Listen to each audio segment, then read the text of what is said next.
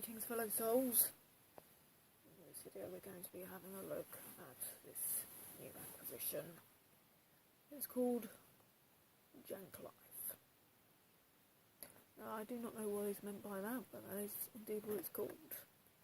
We're going to open the box and find what is referred to as Jangklife.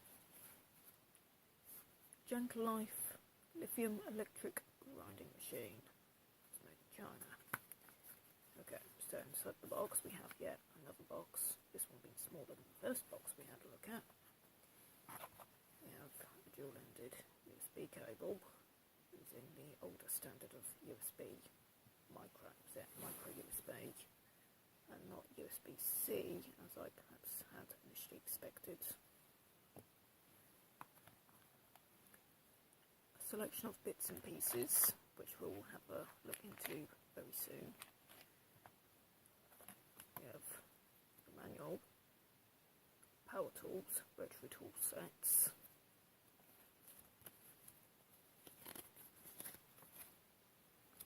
to hold some sort of documentation.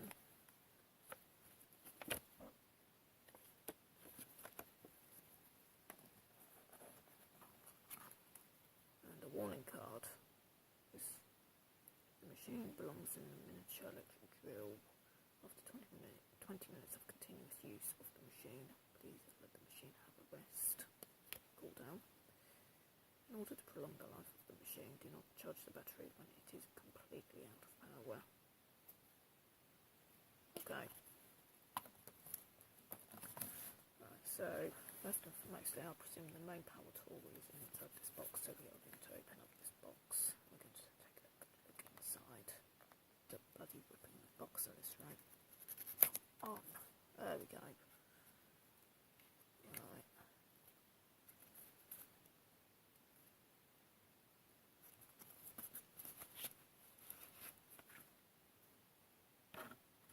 Okay, so we see there's some sort of lining inside the box as well. And here's the power tool itself. It's marked as a Jangklife. There is a button here. Oh, there is life. There's a red light there. Faster. Even faster. Off. Okay. So there's that. There's a button here, which I suggest we do not press that while it is running. And I believe that pressing this will perhaps have some sort of release mechanism.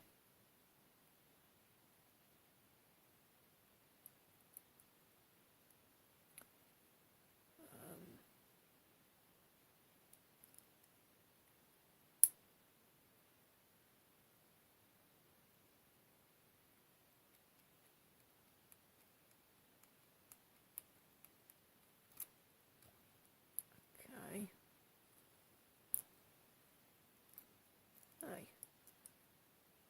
And so we can see that this chuck is removable simply by pressing this button all the way down till it clicks and unscrewing the mechanism, as you just saw there.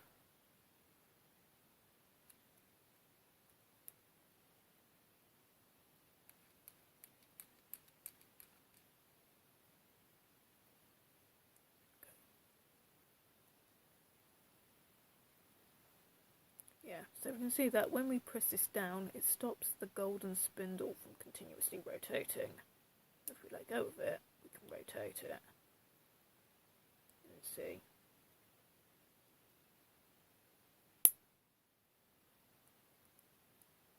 And that's what allows us to unscrew to replace the chuck of sorts.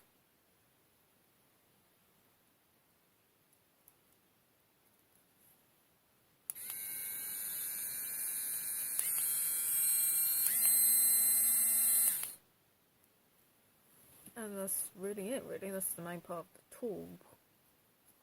That's the only button there, as far as I can see. We'll have another look at the manual. Yeah, we have ventilation holes here. The plastic doesn't feel creaky or really squeezable. It's fairly lightweight. You can feel there is a battery in there, but it doesn't really feel excessive. It doesn't feel like holding a Nokia 3310.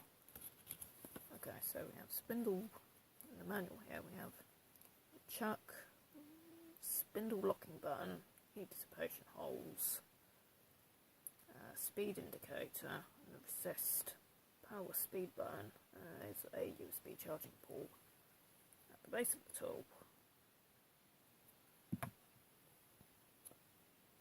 So as you can see that this thing is so simple to use that I already figured out how to operate it without even looking at the manual.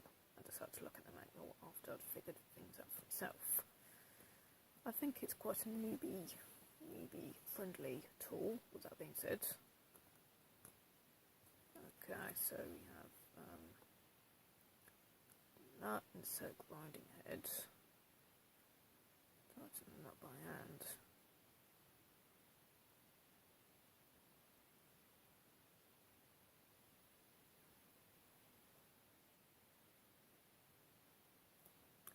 So we have special rod for frosted ring, special rod for polishing ring, and special rod for cutting pieces.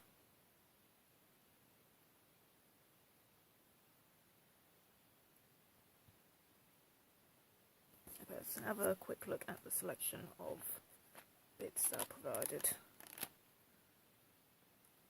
Take that elastic band off. They come in a neat box. Hang tab is actually clicked down here so it doesn't get in the way. Okay, seems to open sideways like this. So it seems that we've got these polishing buffing heads. These so-called frosting heads, which is rather what I'd like to call little rolls of sandpaper, really. Like grinding, polishing, that kind of thing. Now I've got another grinding head here, fine precision. It's got some sort of stone. Cutting piece is a little Dremel rotary saw. That's nice.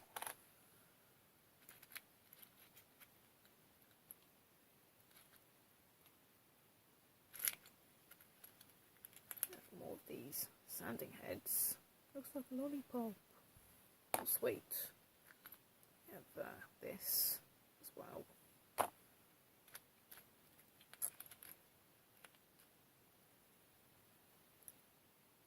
This, I presume, is for one of the buffing heads.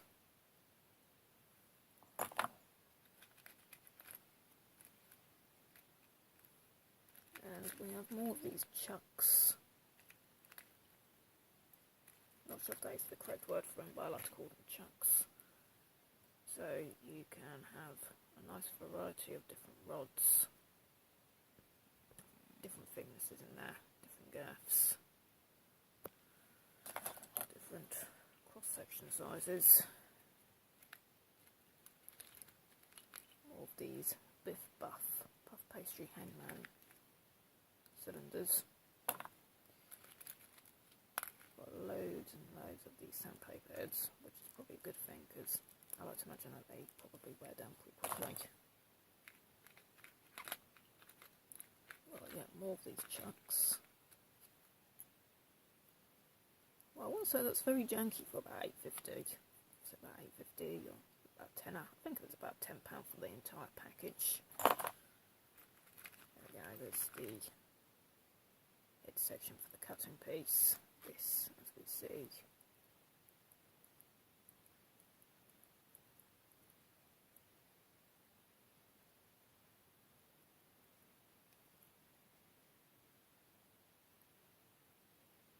That's certainly interesting.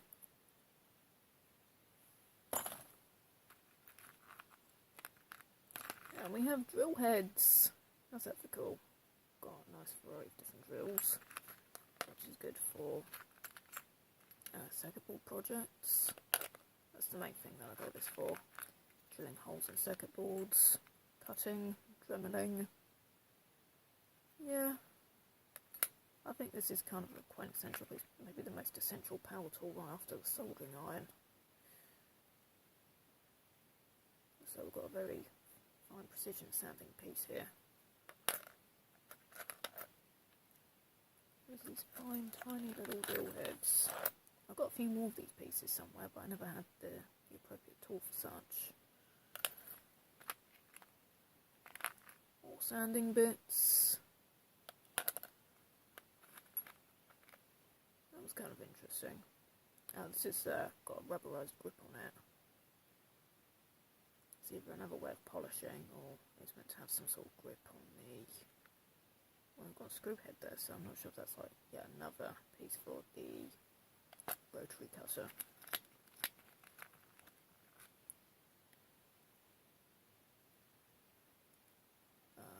This is for making screw holes.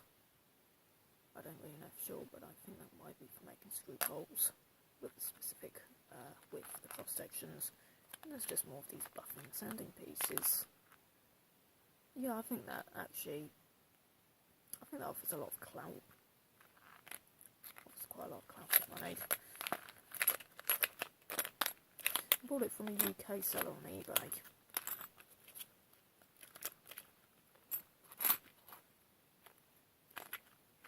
Let's pop all this away.